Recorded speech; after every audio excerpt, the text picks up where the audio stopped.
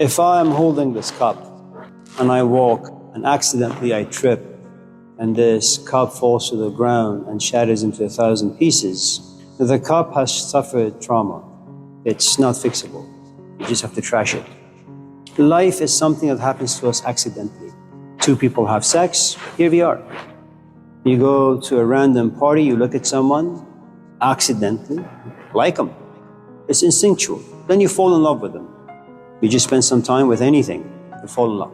If on the other hand, I didn't like the way this cup feels, looks, what I'll do, I'll go to my garage, I'll take some grinders, then I'll destroy it in a way that I want it to be destroyed. And if I have the skills, I'll put it back together in a way that would make me feel better. And then I'll bring it to class and I'll drink from it. So there are two kinds of traumas. One that is created upon you by someone who has the skills, breaks you down, then protects you because he knows or she knows how difficult it is to be broken down. And that person will be an oasis for you, will create some shade. So once in a while in times of crisis, when you just can't emotionally handle it, you can always call and say, can I just come and sit for a few minutes? And they say, sure. And they know why you're doing it. That's a good trauma to have. Imagine if Socrates was to run into Plato and there is this instant attraction between these two fellows. And Plato would say, you know what, I'm going to rip the plays I've written for the committee. I'm just going to follow you. And Socrates would say, that's great. Who doesn't want followers? Who doesn't want relevance and attention? And so Plato follows him. And all he can think about is Socrates and all the things he talked about. And then the night comes. Socrates looks at Plato and says, see you around. Plato says, where are you going? I'm going home. And then what? Well, I'm leaving the country. What about me? What about you? You destroyed me. You destroyed my life. What am I supposed to believe in? Who am I supposed to follow? I can't go back to writing stupid plays. I can't go back to my parents. I know a bit too much now about love. You have expelled me from my Garden of Eden. You know, you can't pull me to Nebuchadnezzar in the movie The Matrix and then say, you know what, why don't you go back down to the Matrix and have a good time? I know too much now. And if you were to abandon Plato at the age of 18 in Athens, having been exposed to Socrates and his intensity, there is probably a good chance that Plato would have suffered a good amount of depression and maybe have ended his life. But that's not what he did. He protected Plato to the point that when Plato became an adult, he formed a school. And he didn't say, well, it's going to be public education. He interviewed people. Because by the time he became like 30 or 40, he knew the value of time. He knew how hard it took him to understand a few things. He also knew that he witnessed his own teacher being killed by what they call democracy, the majority. And so he broke people, but he also protected them. So the thing you need to understand is life creates poverty. It's accidental. Those who have power create borders. And those who happen to be a bit more unfortunate fall on the side of a border that has no food, no water, no electricity. And they have a land filled with resources. And so the powerful will always invade, take their goods and go back. That's what life does. Is it traumatic? Yes. Is there something can be done? Maybe. I'm not sure. I mean, we've tried all sorts of things in the past 5,000 years. Nothing so far has worked in making us a bit more civilized, a bit more reflective. The sort of trauma you want to put yourself into is, let's say you go home and you realize you have this passion for piano. Well, that's a part of you that has passion for piano. There are all these other parts of you, what we call personality, where you want to play video games, you want to hang out with your friends, you want to do 1,001 things. Well, this teacher has to deceive you, con you, manipulate you, little by little take your goods away from you.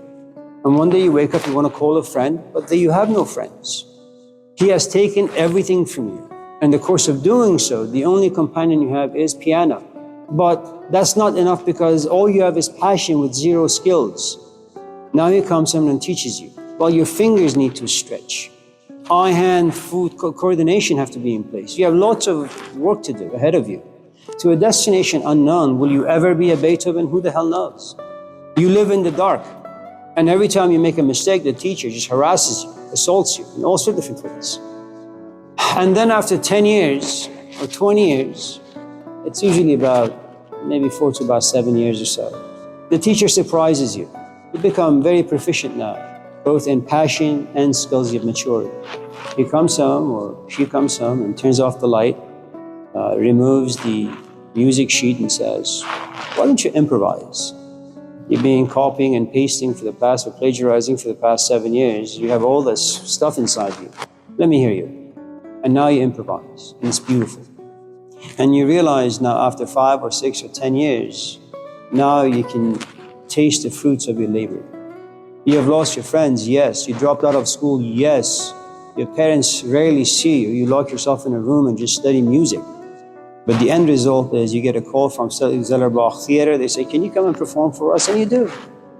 Johnny Carson, when he had this late night show, I remember, I think it was Liberace, that's right. So he was sick, so he couldn't show up to the show. And Johnny Carson looked at the audience and said, listen, we have 15 minutes that was allotted to Liberace. And so because he's not here, is there anyone in this room who knows how to play the piano?